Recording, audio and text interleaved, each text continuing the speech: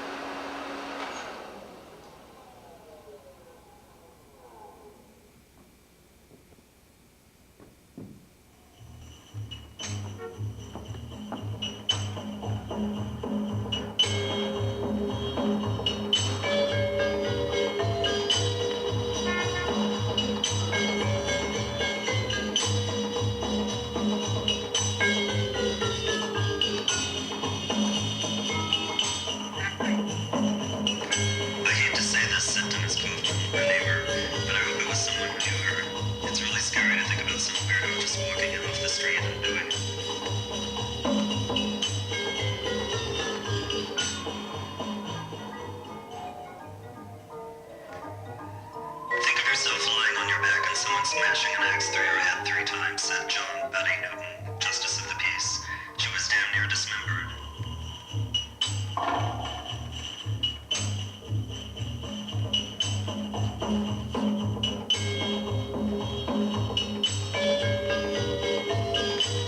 She bakes cookies, shelters stray animals, is deeply involved in her children's school activities, and sings every Sunday in the church choir. To hear her friends and neighbors tell it, Candy Montgomery is the most loving, giving, smiling woman they've ever known. Candy says an admiring friend doesn't have a dark side.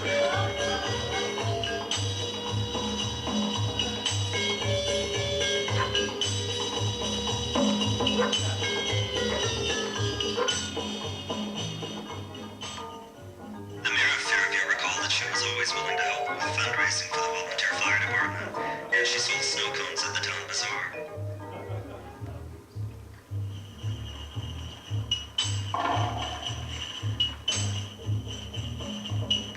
Eventually, Mrs. Montgomery became widely known as someone always willing to lend a compassionate, helping hand. Candy is a very loving, giving person. She's needed by a lot of people, and they know they can count on Candy.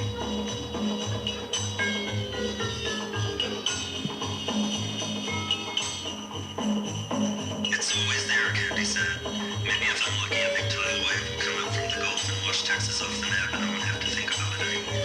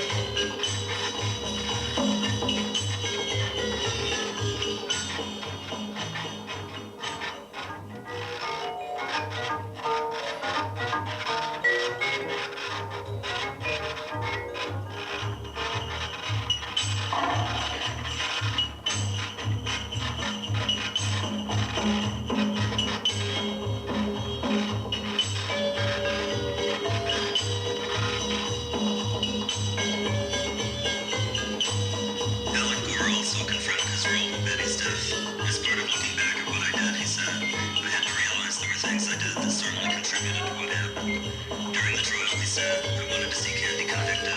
There was some bitterness toward his former lover, he said. I didn't appreciate what she had done.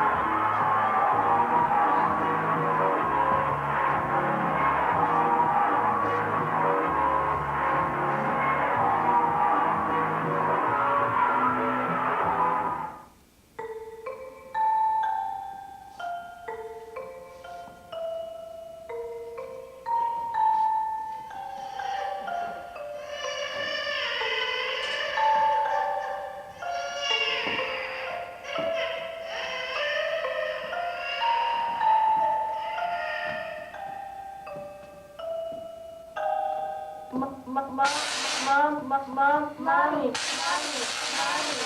Monster.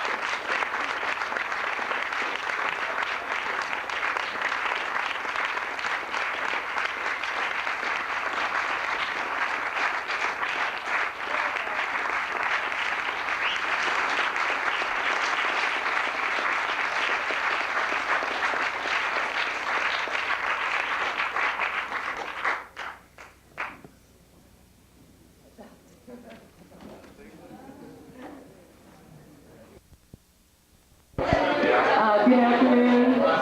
Hello. Welcome to the eighth of a series of 9 events here at the Prospect Grill entitled Artist Speaks. Next week is our last event. Connie Hatch will be coming in from LA. I hope you can all make it.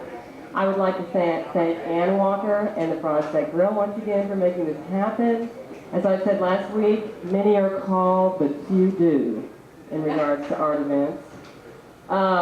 This has been a somewhat challenging series. Many of the artists involved, although they all have been associated with writing in some form, either as part of their artwork or as an adjunct to it, are not used to translating their work to groups, when of course they can do it in many more thousands of words at a safer distance through their artwork. But my excuse for this is, of course, that if we could have afforded the artwork, we would have invited it. So, at the same time, I think of this as kind of a geographical mapping, and I think we've really been successful in that. Here in Texas, we need all the contact we can get with our contemporaries and peers in other parts of the country. Our artist today, Bob Yarber, is someone who I'm quite familiar with. He has, and last year was at the Venice Biennale and Whitney okay, what is it? Biennial, thank you. He is exhibiting with the Sonnabend in New York and the Asher 4 Gallery in LA. I guess the most prevalent distinction of his painting, in my opinion, is that it is smart. Each aspect of the painting, the figures, the gesture of the figures, the use of color, the repetitive motifs are all highly calculated for special effect. And yet the subject matter of this highly controlled environment is totally out of control. Let's see, sleazy resort hotel living, criminality, and the profound confrontation of the leap of love are his subject matter. I think of Bob as kind of a research scientist of mindlessness. Lush sunset colors bleed over couples falling from hotel high-rises. Prone in their embrace, weightless and joyous, we are aware of their impending doom, are they? Casinos, Las Vegas game rooms vibrating with incandescent neon color. A violently stationed group at war within the space is molecularly involved with their environment, an environment glossy beyond mattering. But to what effect? This obsession with heightened desires, fears, and hostilities, this death of consciousness, seen in the obsession with misbehavior and passionate abandon. Well, all I can say is, it's a dirty job, but someone's got to do it. So, in lieu of his artwork, I'd like to introduce Bob Yarber.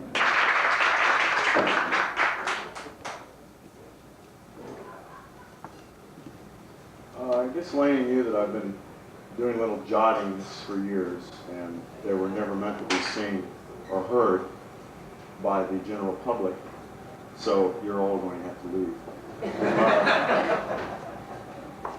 I sometimes am asked to do a statement or something for a catalog, and that's always a big pain in the neck. But it's incumbent upon me to be an official artist and, come up with my official statement. So I dutifully go forth and write a little, blurb. So what I've done today is I've assembled together kind of a combination of some things that I've sent people for this or that little exhibit or catalog or whatever. They've not always been used. And I've interspersed that with some, what for a better word, I'd call poetry. Not that I'm a poet, but the form seems to demand that appellation. And then I'm ending up with, I'll get to, when we get to that dismal point, we'll talk further about it. This is from Notes, 1985. Cézanne said something like, "Color is where the brain and the universe meet." What would Cézanne have made of Las Vegas? Color is a promiscuous commodity in our culture. Most astoundingly is represented by television color. The greens pound out at you, seem to attack. TV orange is stressful, it jars. Our visual culture is irradiated with blinding color, the color of the grab, the attention-getting color of the commercial strip. This is the color I want in my work. Colored light has been used in architectural design, most successfully in the 40s and 50s. The mint green and orange reflected light on the desert palm against the evening sky has an iconic significance for me. The world becomes a movie set, inviting us to assume whatever glamorous Hollywood role we like. Gaudily lit desert inns seem to say, along with "welcome," Junior Chamber of Commerce, that the world is but a dream, so enjoy it.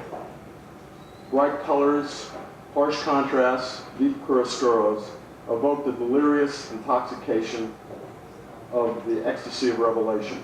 The irreality evoked in Grunewald's Resurrection, or Rubens' hellish descent of the damned, thrust us into uncanny states of awareness. The light of delirium gives a transparency to things, makes objects insubstantial, transmutable. This transmutability of things is the aspect of mystical abandon that is most thrilling and most terrifying. The obligatory montage scenes in old film noirs in which footage of neon-lit facades are superimposed to represent the sordid ecstasy of characters caught in the infernal thrall of city nights promises the same transmutability of things and situations. In the crime intrigues portrayed in popular culture, the play of light and shadow symbolize the unreliability of one's perceptions and the dangers inherent in a too confident acceptance of appearances. I seek to represent this play of substantial and the insubstantial in my paintings. The figures are often delineated by bright contour lines suggesting reflected light. The torsos are otherwise in shadow, presenting cores of darkness.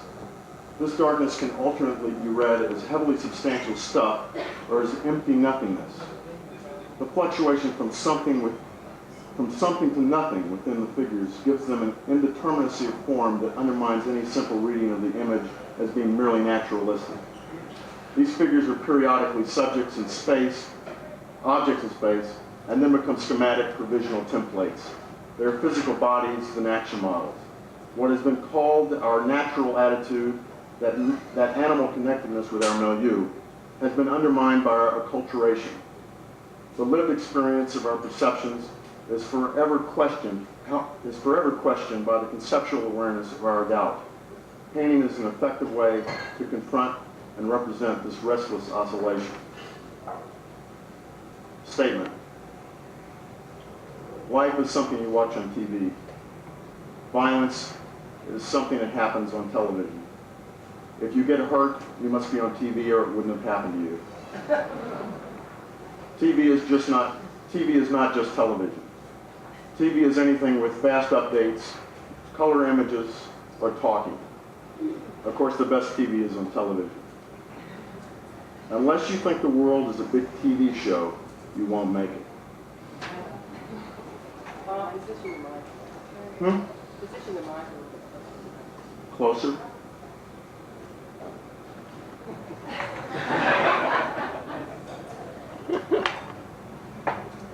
This is entitled Falling Couple, and I guess this brings out the motif I return to a lot in my work, which is the hurtling, doomed couple.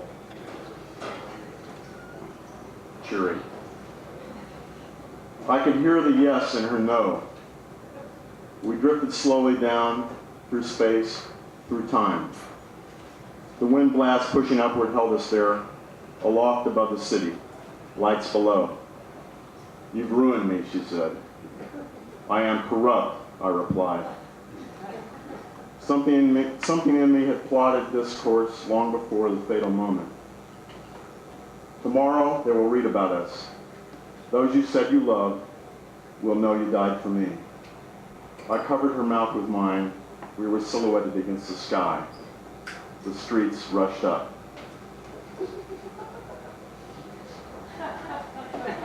Very serious stuff.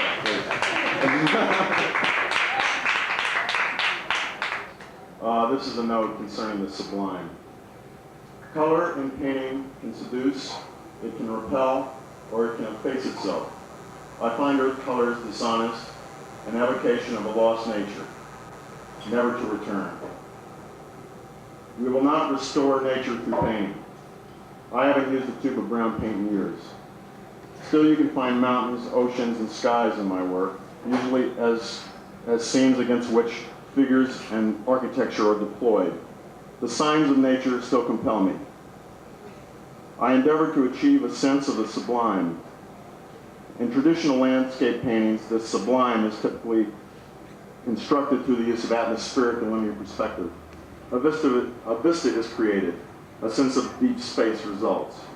I achieve my vistas in a traditional way, using as well arrays of distant lights associated with urban scapes viewed at night. For me, driving into Barstow at 2 in the morning is sublime. The earth has become insubstantial, an array of colored dots. The sublime can be equated with a sense of deep space, the trackless, the measureless, the immense.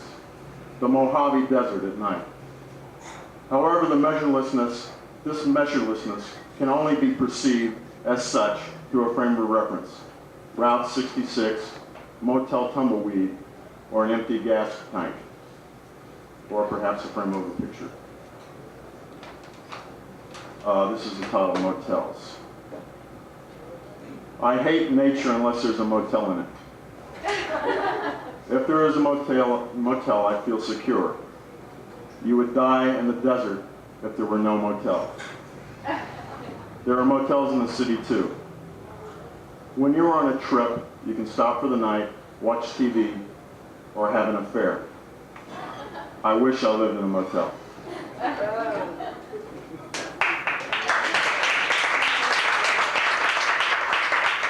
Whenever you clap, I drink.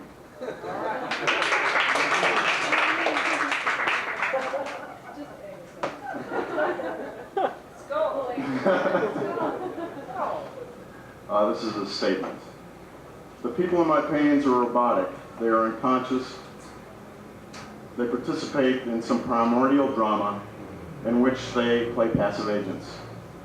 They are a schema describing hypothetical behavior patterns. To the degree that they are aware, it is of their own internal discomfort, and yes, perhaps their ecstasy.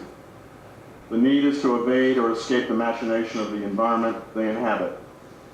Yet they are seduced, unconscious as they are, by the luminosities of the postmodern world, bewitched by the melodrama of a confected reality, as if to say, life is television. Though their lust is real, their kisses are Novocaine kisses, rubbery and desperate. Their pleasures are fruitive. The sky above them is their ideal. The emptiness beneath them is their refuge. Let's not overdo that, please. In the garden, when I stand there and you're in front of me and I ask you what I should do, I wonder why the anguish, why the rage. Is it for show? In the garden, by the wall that has partially fallen down the hill into a seeming abyss, the throat emits recriminations that, when shaped by mouth, tongue, and lips, go forth to seek your ears, to seek their target. War between us wasn't strategic. It was a scorched-earth policy. And that night, in that garden, by that wall fallen down, mortal wounds were drawn by our words in the dark. This is a note. The paintings are sometimes violent. They represent peak moments of activity when things are happening fast and you don't have time to think. In the heat of a flight, you see little pictures floating in front of you. Pictures of hands and feet coming at you. And you might feel blows hitting your body, but causality is ajar and you're not really thinking about cause-effect. You are not thinking at all, just reacting. No one has ever assumed that Uccello's Knights of the Battle of San Romano were thinking. They're just reacting mindlessly to the given situation. My work confronts the mindless, engages the meaningless. You can say that again.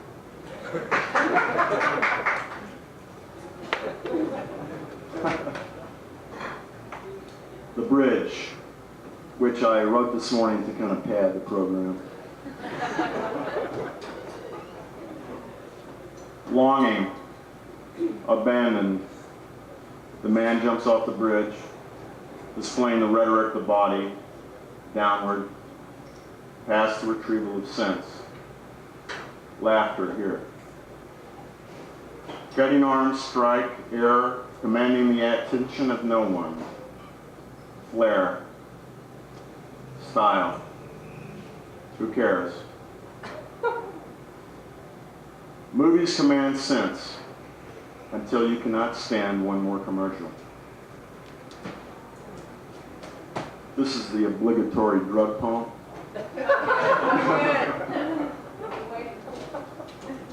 So, get up now. This is entitled Heaven. There were times when he heard heaven rolling round the corner. All he had to do was squeeze eyes tight, breathe hard, and let it come. World War III with a Coke will be fine. Kids on paint bags stand around, teary-eyed, brains going out like light bulbs. And the colors, and the colors. Sensations were heaven till the proud words awoke to announce their denial. They are not you. And you falling back, away from the bag, settle for the air conditioner now. And listen, waiting.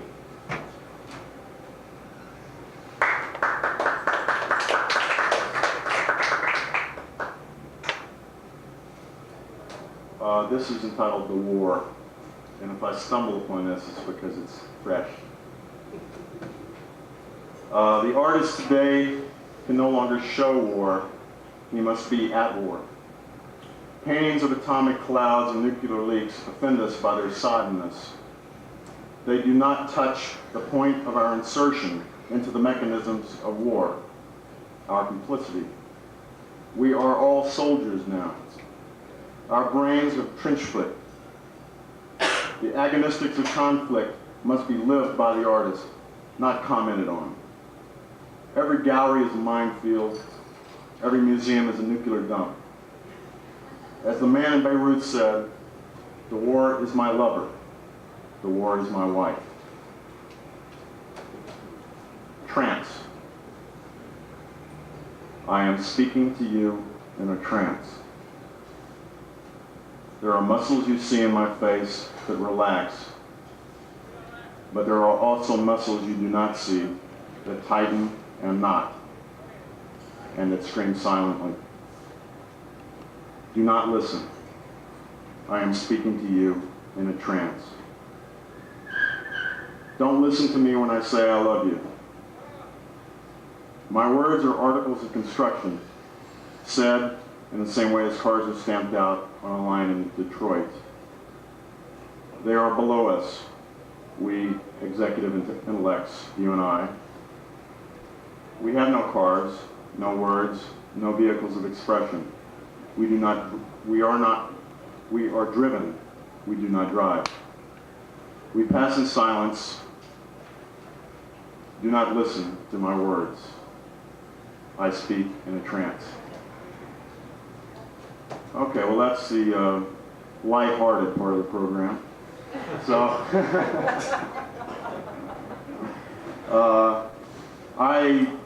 as I say, I don't do a lot of writing. I spend most of my time painting.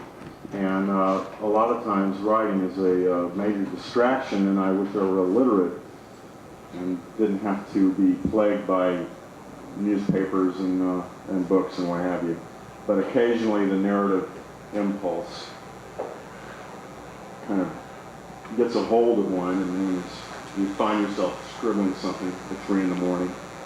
And I normally would never read this because I think it's vulgar and it's idiotic and it's trite.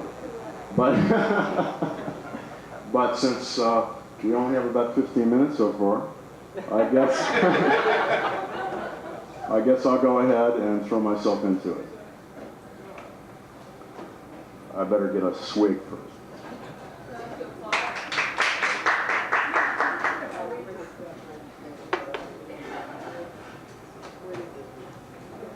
This is entitled The Big Throw. He got up around 4 in the morning, stumbled into the bedroom he had already managed to trash. He checked in at noon, ordered a bottle, and had at it till he passed out. Now he was up. A quick shower, some junk in his hair, which he combed straight back, and down to the table. The place was pretty full for this time of the morning. His eyes ran around the cantilevered ceiling, emitting its pink and green aura, and then down to the clumps of people below. A few of the pit bosses sharpened their attention as he advanced, away from the slots and into the room.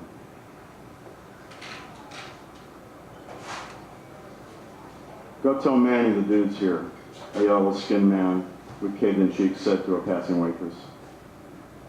Word had arrived days ago coming up from Texas, with one or another passel of drunken junketeers. Word had arrived of the $1 million bet. The boy was still clean looking for the abuse. Sometime back, he'd parlayed some profitable coke deals into Austin real estate just ahead of the boom and ended up rich without really trying. He'd never gambled much, but started flying to Vegas on weekends, bumping around the strip, checking out the shows, chasing the requisite tail. People liked him okay, but resented his swagger. Too fresh, too much rah-rah, too much money. That would be taken care of. There's a certain royalty that habituate the Flamingo, the Desert Inn, the Sundowner, the desperate losers with an income to match their capacity for self-destruction. They say that one of the Herrera mob was given a mansion specially built for him on the grounds. The management knew he was good for dropping at least $3 million a week, steady. A couple of governors, a couple of sheiks, they moved with the special solidness of the knowing doomed. The kid wasn't so fresh anymore. In about 6 months, he'd changed from a boisterous joker to a sullen, irritable loner. He'd long since lost interest in the shows and would walk past Wayne Newton like he did to see him. The women were gone now, too. Not that they were tired of Money River, but the kid had rotted holes in the bottom of their buckets. He'd been watching a rocket blow up on color TV one afternoon while a cute, blonde blackjack dealer serviced him. And all of a sudden, for no reason, he flipped out and roughed her up. Cops laid off after she accepted $5,000. The house wasn't about to rouse a player of his caliber. But the girls knew enough to stay away.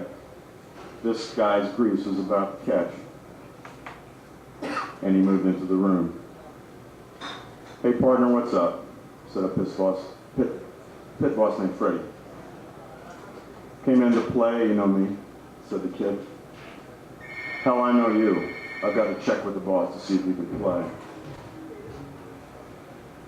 The kid had caused something of a stir in town a month before that still had everybody talking.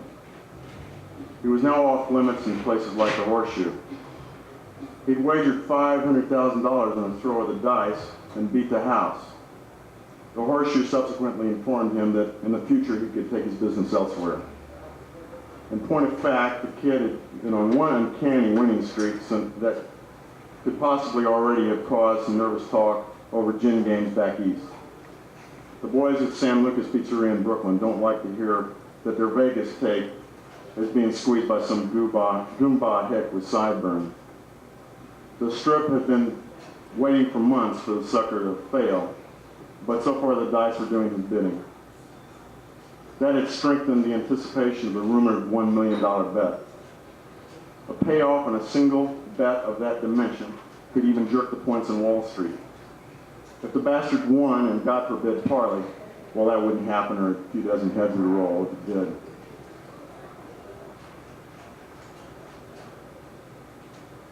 Not everybody in the room are players. Of course, the IRS was there, had the joint covered around the clock, as did the State Gaming Commission. A few loungers from the local press had also been alerted.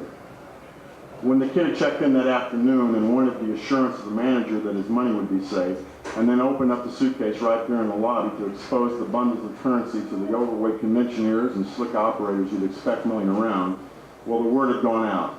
There was a buzz. In fact, the place had been packed until about 3 that morning waiting for him to his show, but was sending out now. Someone said, "You tell Manny." Well, he said, You tell Manny I came here to play, my money's as good as anybody's, and I want some action. Now wait hard, don't get hot. Have a drink, and Manny will be out soon. At about this time, there was a short in the ceiling above one of the snack bars down a long corridor from the big room. The plaster was starting to smolder, and smoke was venting up through the utility room and out into the desert night. There was a strong draft, and the carpet on the floor above was hot and smoking. A tongue of flame shot up one of the curtains on the third floor. Fire alarms weren't working. The big room was cavernous. The huge ceiling vaulted over the tables that were spots of turquoise blinking in the deep velvet gloom. Noon or midnight, the room was always the same. Chandeliers slopped down from the nearly invisible ceiling, giving the place the feeling of an undersea grotto. The players like minnows cruised the depths below. Whiplets of sheen sprang up off diamonds, baccarat shoes, and patent leather pumps. Real-team plastered hair to skulls, while heavy, thick-framed glasses of smoke limbs shut out prying eyes. Breasts were served up on chests encrusted with gleaming stones. This was a planet of sumptuary excess, symbolic waste, and blatant self-advertisement, to the tunes of Dr. Shame and I Gotta Be Me. The undercoached wives, kneeling at the edge of the shimmering pools outside the pavilion, swathed in fur, vomit into their images. Their husbands, diamond pinky rings, strangling bloated sausage-sized fingers, dropped their cummerbunds and money belts at the insistence of skinny guys in shark-skin suits, holding revolvers against the billowing flesh. Manny ran the place. Not officially, of course. There's a law in Nevada forbidding persons with known affiliations to organized crime from operating or being employed by gaming establishments. But Manny ran the place. He'd always said when he was a young punk doing time in Chino, just get me a piece of a casino. Just get me into a counting room and you'll see me make some money. Manny had met the kid a few times and had liked him at first, but thought he was a little squirrely. He called Fat Tony back east that afternoon when the kid flew in to confer about the $1 million bet. Tony, this kid's on a jag. Do I take the bet? Fat Tony, the slobber of cigar juice running into the receiver, gave him the okay. Vulgar, isn't it? The kids dug for a dump, but don't screw up. Let the Cuban run the table. Okay, Tony, anything you say. Manny was about 5'4", weighed about 250 pounds, and looked like the late Toady Fields in drag. He'd waited for the kid all night and had finally napped when the knock came at the office door. Getting up cursing, he opened to find one of the older cocktail waitresses, pink hair piled up 2 feet above the long, thin face, saying, "The kid's here and he wants to play. Freddie wants to know what to do." Tell Freddie to let him play, but it's got to be the Cuban. He straightened his tie, hiked up his trousers over his bulbous stomach, and waddled out of the room behind her. There was already a room growing around the table. Word had gone upstairs, and sleepy-eyed patrons were streaming down from the floors above, along with assorted flotsam and prostitutes. Certain games reached a feverish pitch as the luring of anticipation spread through the room. A sporting goods dealer had lost $75,000 his company had given him to buy golf balls. An insurance salesman's wife, whose husband had been asleep for hours, was already in the hole for 150 grand and would probably lose the family's home. Here and there, hearts were pumping as wheels spinning blurred gold and black. The coupe whimpered red 38 as the sporting goods salesman clutched his chest. Poker tables, craps, baccarat, the room pulsed with the infusion of this newfound energy, this promise of demise, this sacrament offered up to the god of display, chance, and gratuitous sensation, the $1 million bet. At this point, people were waking on the third floor, but not because of the glamour below. Smoke entering their rooms had them choking and wheezing, grabbing their robes, and fleeing the rooms to the elevators. The fire had by now eroded the ceiling above the snack bar. Chunks of flaming plaster were falling into the kitchen. A spark lit a dirty grease catch below the oven and it exploded. The fireball leaped up into the corridor and began rolling down the corridor, feeding on satin drapery and shag rugs. Panic had already spread through the lobby. The switchboard had failed. Fights were taking place as elevator doors were obstructed by jamming guests. In the big room, dice were flying, arms arching and hurtling forth the spotted cubes against the felt tabletops. The fireball grew and tumbled forth, and as it approached the entrance of the big room, glowing fingers reached forth to stab the cavernous darkness above. There was screaming now. Some were leaving the tables as the orange light and waves of heat began to beat the edge of the room. Finally, this rolling, consuming sun sailed forth to engulf the Grecian columns on either side of the passageway. What Manny saw as he entered from the opposite side of the vast expanse sickened him and filled him with horror. Framed by the burning drapery, the huge orange globe of flame was rolling forward, and against its brilliant light were silhouetted thrusting arms and hands, not agitated by the terror, but enlivened further by the poignancy of the final bet.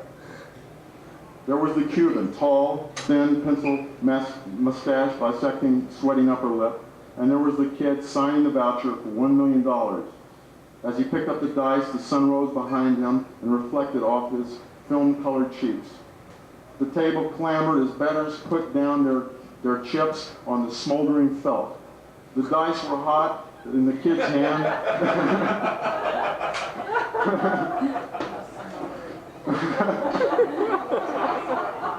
Hold on to your chairs, folks.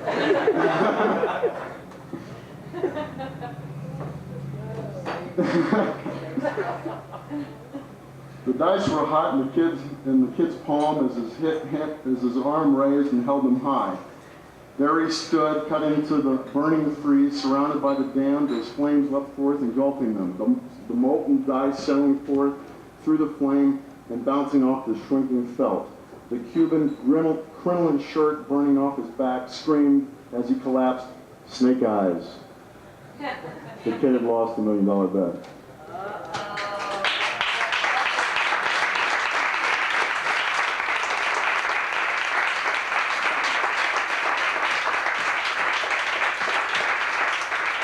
Thank you very much. Enjoy it.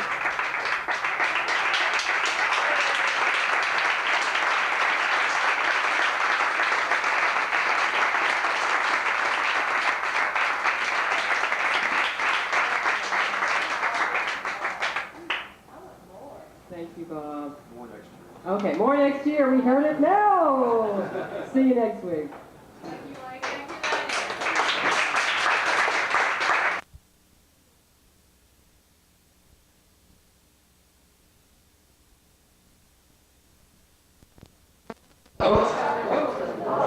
Greetings and welcome to the last in a series that's been going on here at the Prospect Grill, Prospect Writers Series. This was our second series entitled Artists Speak. And over the weeks we've had a variety of action here at the Prospect Grill. We've had artists speaking, we've had artists writing and reading, we've had artists singing, we've had artists acting goofy. And it's all been very, very informative. I have to thank Anna again, Anna Walker and the Prospect Grill and staff for making this possible. Michael Cook, who donated the sound equipment. Ken Loss Cutler of Media of Exchange, who's helped us with the videotaping. And let's see, Roxy, Judy Gordon, and Cynthia Rose for audience consistency. And of course, thank you, Karen. Anyway, our artists today, I'm really glad that we've wrapped up the series with the purest form of what we were after here today, although we were not necessarily asking for performance art. It was great that we culminated in a performance art piece for a performance art artist. Connie Hatch has come to us from LA. She grew up in Fort Worth and graduated undergraduate degree at the University of Texas in Austin. She got her master's at San Francisco Art Institute, and is currently Associate Dean of the School of Arts and Visual Communications at the California Institute of the Arts, where she continues to teach narrative media and feminist strategies. People in other parts of the country don't believe in that sort of thing, but we're in Texas. Anyway, so not only do we have an honest-to-goodness performance art piece today, but we have a Texas performance artist. So, well, maybe. I mean, do you think of yourself as a Texan anymore? Uh-oh, that was it. Born in Muskogee, Oklahoma. Forget it. Oh well. But anyway, I think it's going to be great because that was my area of interest when I was in the arts, and so we don't get enough of it here in Dallas, and it's real exciting to have her here.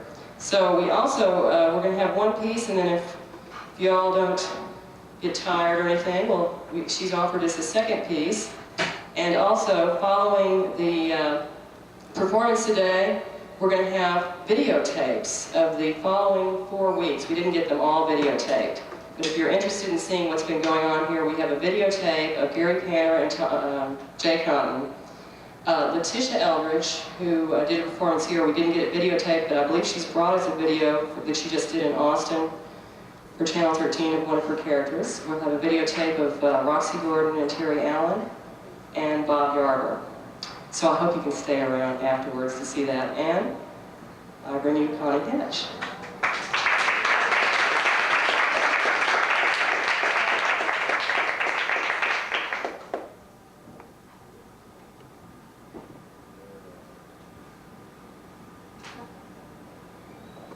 Well,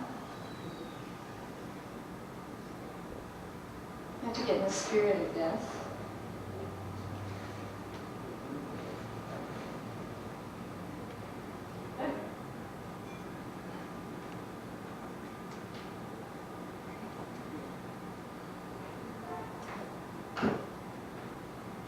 So, take a look at you, see who you are out there.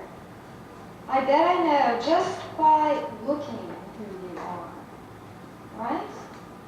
I can tell. How can I tell? By the clothes you have on?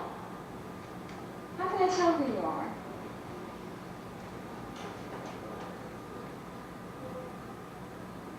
You're all dressed very similarly.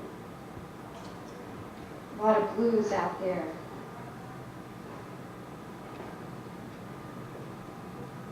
Skirts? How many skirts do we have?